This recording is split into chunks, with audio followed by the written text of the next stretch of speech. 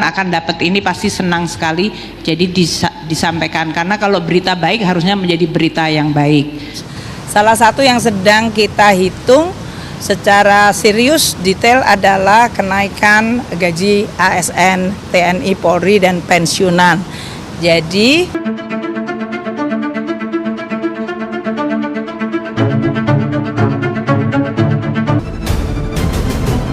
pensiun juga sama, pensiun ke-13. Sedangkan tahun ini ada pengangkatan calon ASN di mana membutuhkan dana 11,6 triliun rupiah. Sedangkan untuk beberapa tunjangan profesi guru non ASN yang diberikan oleh Kementerian Dikbud dalam hal ini mencapai 1,5 juta 1,5 hingga 2 juta kepada guru-guru non ASN. Tunjangan juga diberikan kepada dosen yang waktu itu sempat adanya merasa didiskriminasikan di dalam posisinya antara dosen BLU, dosen ASN di bawah Kemendikti maupun dosen yang ada di dalam PT PNBH. Untuk belanja pemerintah pusat secara total kita sudah membelanjakan 1.003,6 triliun. Ini 37,1% dari total APBN kita. Belanja KL 470 triliun dan belanja non KL 533. Terima kasih Pak Anggito karena terjadi dehidrasi untuk kami. Ibu Bapak sekalian, untuk belanja KL ini kita lihat kenaikan yang cukup tinggi, yaitu 40,6%. Itu mohon maaf, itu adalah absorpsi terhadap plafon APBN. Kalau dibandingkan tahun lalu agak lebih rendah, karena tahun lalu 44,7 belanja KL sudah terserap, sekarang baru 40,6.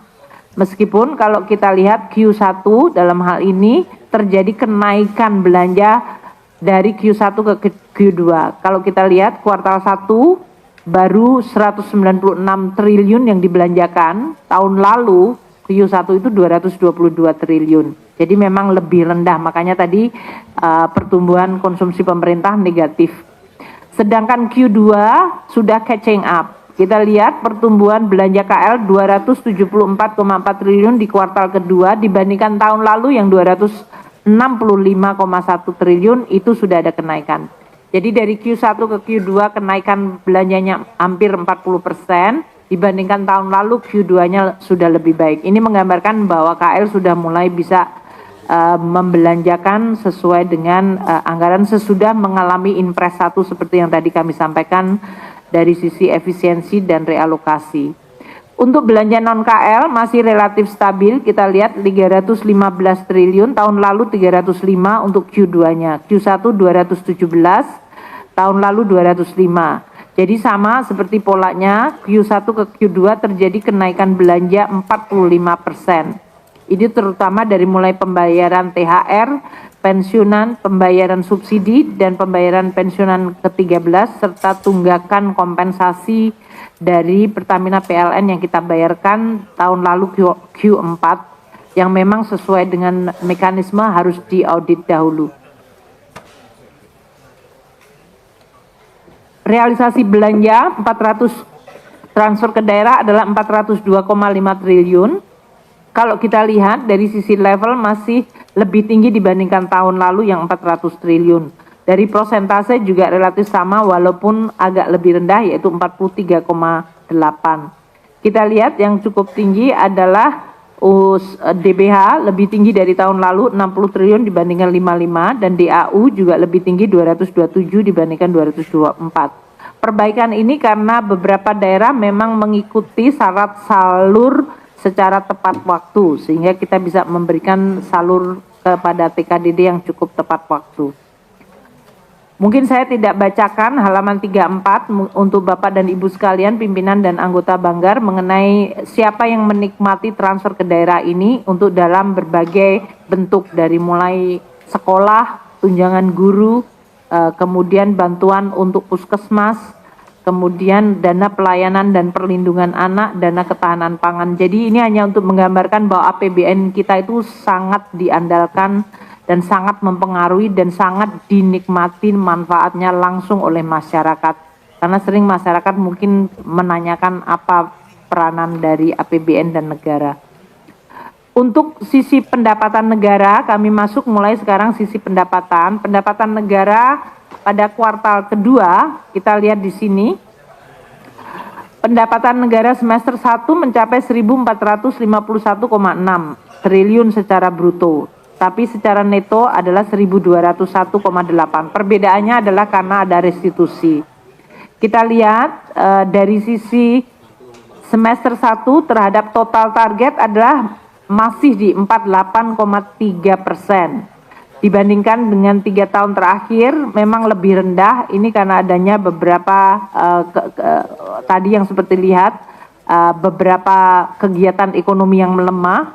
Selain juga ada beberapa measure seperti PPN 12% yang tidak jadi diberlakukan atau hanya diberlakukan pada barang mewah. Itu menyebabkan kita kehilangan target yang sebesar 71 triliun di APBN 2025 ini. Ini tentu mempengaruhi kinerja kita. Beberapa harga migas juga mempengaruhi lebih rendah dari asumsi yang menyebabkan juga penerimaan kita relatif menjadi lebih rendah. Namun kalau kita lihat Q1 ke Q2 terjadi kenaikan pendapatan. Dalam hal ini kita lihat yang paling kanan orange 791 triliun rupiah. Ini kalau dibandingkan kuartal keempat di tahun 2024 semester 1 dan semester 2-nya 779 ini lebih tinggi. Namun semester 1 kita memang lebih rendah dibandingkan tahun lalu. Sehingga memang ini menggambarkan bahwa kuartal 1 2025 kita cukup mengalami tekanan dari sisi pendapatan negara, terutama karena tadi beberapa measure seperti PPN yang tidak jadi dikolek, namun juga dividen dari BUMN yang tidak dibayarkan, karena sekarang dipegang Danantara itu sekitar 80 triliun. Jadi sebetulnya pendapatan negara mengalami tekanan baik dari PPN maupun dari dividen BUMN sebesar 150 triliun sendiri, 70 plus 80. Namun kalau kita lihat pendapatan di kuartal kedua, kita sudah mulai berharap bahwa pendapatan negara mulai recover. Dari sisi level nominal sudah lebih tinggi dari tahun lalu. Untuk Bapak dan Ibu sekalian lihat, kuartal 1-2 di 2022 dan 2023 itu memang tinggi, terutama 2023 dan 2022 itu karena harga komoditas waktu itu tinggi sekali. Harga batu bara di atas $300 per ton, harga minyak dan yang lain-lain. Sehingga memang 2024 dan 2025 ini terjadi adjustment terutama pada komoditi dan kemudian dampaknya ke kegiatan ekonomi. Kami berharap untuk akselerasi pendapatan khususnya untuk pajak di kuartal kedua akan terus berlangsung di kuartal 3 dan keempat. Pendapatan pada bulan April dan Juni sudah positif, terutama dari pajak dan bea cukai, terutama dari sektor manufaktur, keuangan, dan sektor pertambangan. Yang sektor pertambangan itu sudah berturut-turut 3 tahun selalu negatif growth karena harga komoditas. Pencapaian penerimaan negara kuartal kedua ini lebih baik dibandingkan kuartal ke-1 tahun 2025 dan lebih baik dari kuartal kedua tahun 2024. Jadi ini yang memberikan harapan kepada kita. Untuk penerimaan pajak secara bruto kita lihat di dalam halaman selanjutnya. Untuk PPh Badan sudah mulai turn positif 6,5%. Ini bagus karena PPh Badan adalah kontributor 3 atau 2 terbesar dari keseluruhan penerimaan pajak kita. Kemudian PPh orang pribadi juga mengalami kenaikan 35,4%, mencapai 14 triliun. Total pajak bruto tahunan yang kita terima di dalam chart ini setiap bulannya tadinya mengalami kontraksi sangat dalam. Ini yang sempat menimbulkan banyak pemikiran, APBN kita mungkin tidak baik. Tapi kemudian kita lihat bulan Januari memang terjadi kontraksi sangat dalam 13,5. Kemudian Februari kontraksinya mulai mengecil di 4,3 dan mulai Maret sampai dengan Juni ini setiap bulan sudah positif growth di 7,6, 7%, 0,2 dan 11,2. Ini yang kita akan terus lakukan. Untuk netonya kita lihat memang jauh lebih dalam lagi. Kontraksi di bulan Januari mencapai 41,9%. Ini karena restitusi cukup besar sampai dengan Februari masih terasa. Kemudian mulai turn positif di Maret dan April dengan pertumbuhan positif di 3,5 dan 5,8. Di bulan Mei terjadi restitusi lagi dan ini oleh Pak Dirjen Pajak baru sekarang sudah mulai dikelola dari sisi keseluruhan track. Bulan Juni sudah mulai positif growth bahkan double digit di 10,9%. Ini memberi harapan bahwa di semester kedua kita bisa berharap untuk stabilisasi dari penerimaan pajak karena penerimaan pajak adalah backbone dari penerimaan negara. Tapi ini tidak terlepas dari ada harga komoditas, adjustment terutama terhadap komoditas batu bara yang oleh undang-undang sekarang menjadi barang kena pajak. Ini menimbulkan restitusi yang cukup besar kepada penerimaan terutama komoditas batu bara kita.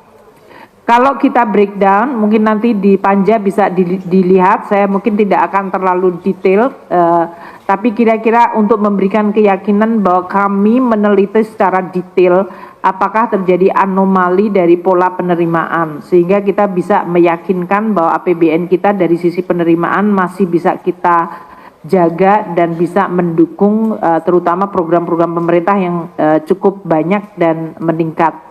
Untuk itu kita lihat pola dari 4 tahun terakhir relatif kita bagus, relatif masih sama.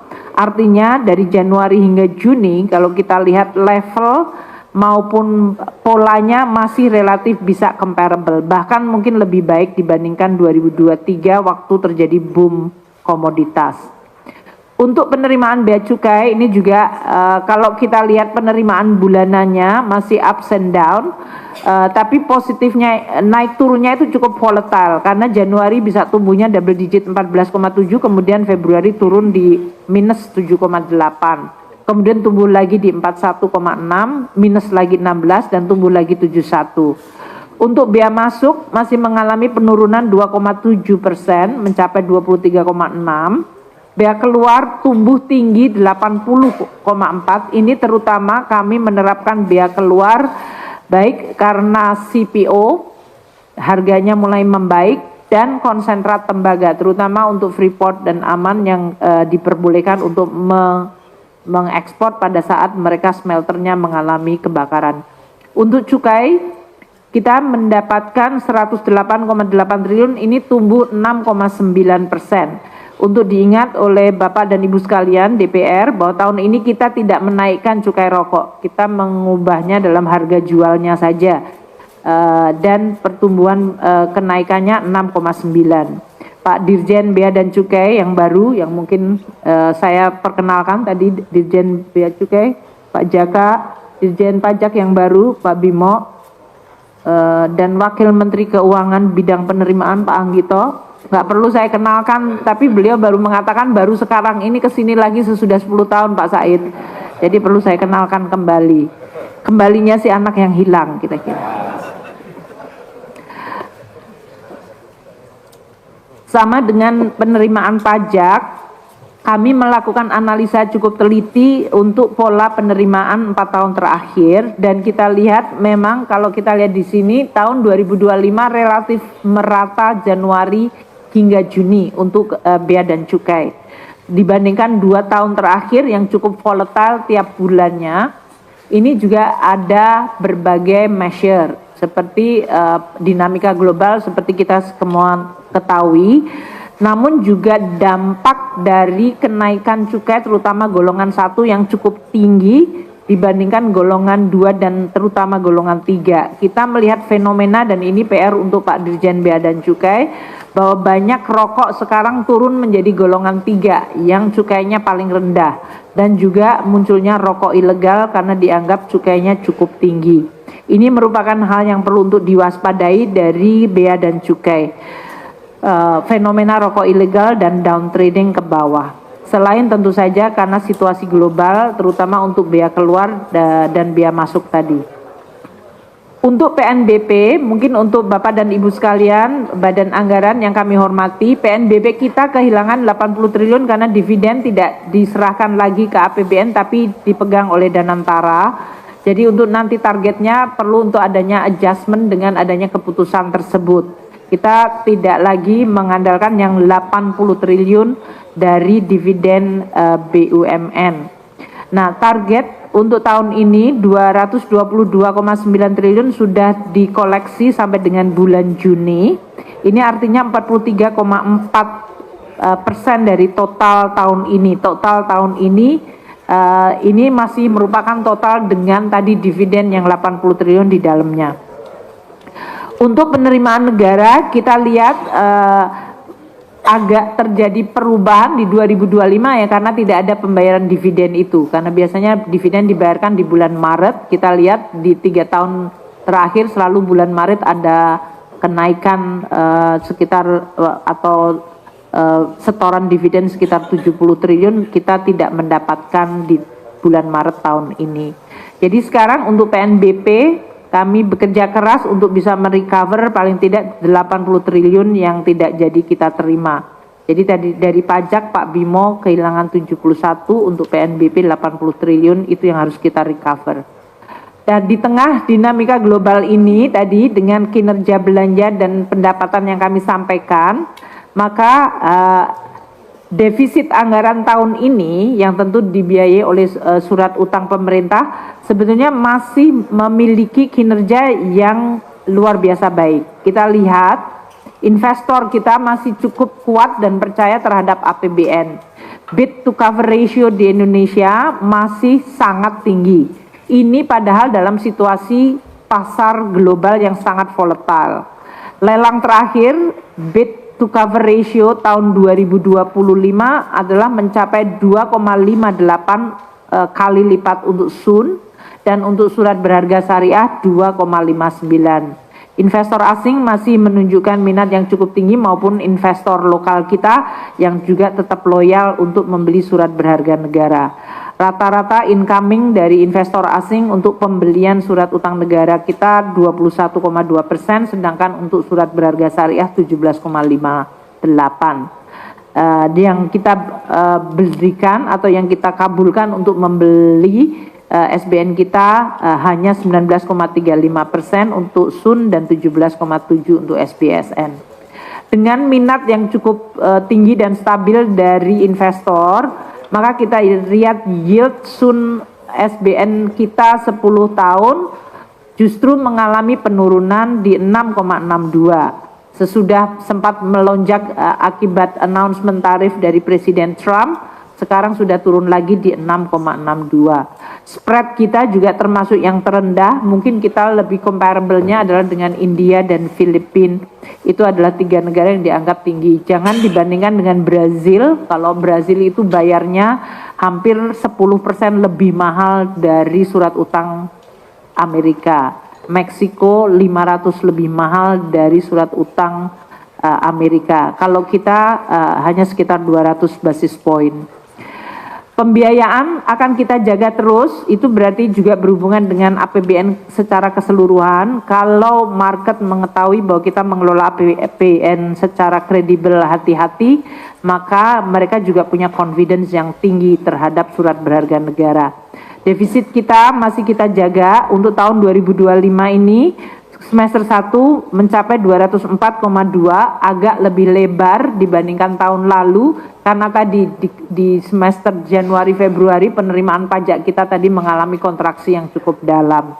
Namun kita berharap di semester kedua akan recover. Namun seperti diketahui bahwa tahun ini APBN kita didesain untuk defisit 2,53% dari GDP, di mana SBN neto akan diterbitkan 642, pinjaman 133 triliun, dan total penerbitan utang 775 triliun. Realisasi semester 1 untuk SBN 308,6 triliun atau 48%, pinjaman 6,9 triliun atau baru 5%, sedangkan jumlah dari keseluruhan utang 315 atau 40,7% dari target APBN tahun ini. Saldo kas kita cukup baik, masih bisa menjaga di dalam situasi di mana tadi program-program pemerintah yang terus akan dijalankan dan juga dalam suasana dunia yang masih penuh gejolak.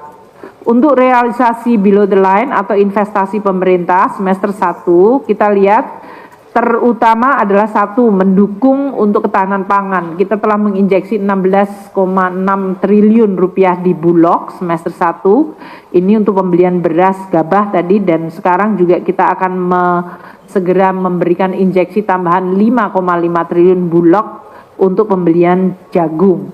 Sehingga petani kita waktu dia menanam, menghasilkan, dia merasa memiliki kepastian dari harga komoditas yang ditanamnya. Sedangkan untuk FLPP kita telah menginjeksi 18,8 triliun untuk mendukung 115.930 unit rumah MBR dari target 350.000 tahun ini. Kita juga mendapatkan pengembalian ada 1,54 triliun pinjaman PEN daerah yang diberikan selama pandemi sudah kembali ke pemerintah, dan juga dari investasi non permanen 240 miliar serta cadangan pemerintah di BLU yang menghasilkan return 50 miliar rupiah. Kami menutup dengan semester 1-nya dulu sebelum saya masuk ke bagian terakhir. Jadi Bapak Ibu pimpinan dan anggota Badan Anggaran, tabel berikut di halaman 45 adalah realisasi semester 1. Ini biasanya wartawan menunggu karena biasanya kami sampaikan di ALKO konferensi pers. Semester 1 1.201,8 triliun pendapatan negara atau 40%. Untuk kita tambah Bapak pimpinan dan anggota, kita tambahkan kolom tambahan ya, mungkin yang kami sampaikan ke Bapak dan Ibu sekalian, file pertama hanya sampai yang kolom persen terhadap GDP. Kenapa kita tambahkan kolom terakhir? Karena Pak Anggito, Pak Bimo, dan Pak Jaka melaporkan ke saya ada tambahan pendapatan yang diterima hari Senin kemarin, yaitu hari terakhir di bulan Juni. Ya, jadi waktu kami cetak hari Minggu belum termasuk yang kita terima hari Senin. Jadi yang angka di kolom terakhir itu adalah angka adanya tambahan pendapatan berapa triliun Pak Anggito tadi? 9 triliun. 9 triliun di hari Senin yang barokah. Jadi kita dapatkan itu, kalau Bapak lihat pajaknya 831,3 triliun menjadi 837,8. Itu untuk penerimaan pajak. Untuk bea cukai 147 menjadi 147,5. Itu ya. PNBP-nya 222 menjadi 224,2. Itu Bapak. Jadi kalau kita lihat perbedaannya adalah 1.201,8 triliun menjadi 1.210,19 triliun rupiah. Itu perbedaan dari yang kami sampaikan untuk transparansi dan konsistensi, karena dokumen yang kami sampaikan ke DPR adalah per hari Minggu. Untuk belanja negara 1.406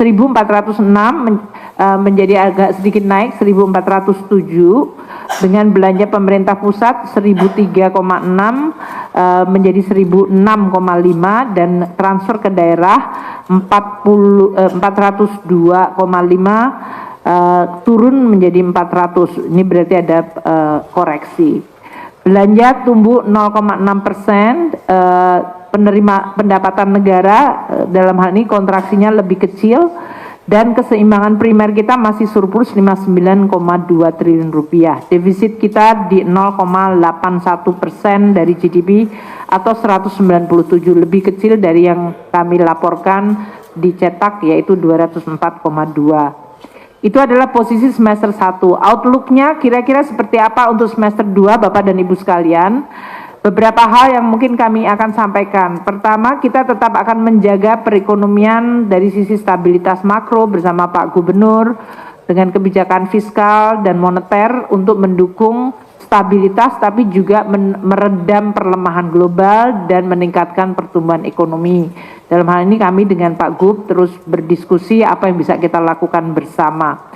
Defisit APBN di 2,53, kalaupun terjadi perlebaran sama seperti tahun lalu tidak akan menyentuh di 3%. Kita akan terus menjaga efisiensi dan rekonstruksi belanja. Beberapa perubahan yang tadi kami sampaikan, PPN 12% yang tidak jadi diberlakukan untuk seluruh barang jasa menyebabkan kita kehilangan 71 triliun, dan juga dengan adanya Danantara maka seluruh dividen sekarang dikelola Danantara sehingga tidak masuk ke APBN.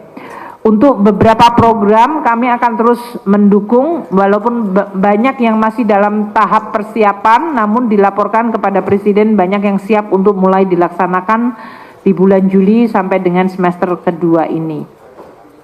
Kami memperkirakan pertumbuhan ekonomi 2025 pada kisaran 4,7 hingga 5,0 untuk semester kedua, sehingga secara keseluruhan antara 4,7 hingga 5,0. Seperti diketahui akan terus menjadi salah satu andalan untuk melakukan counter cyclical.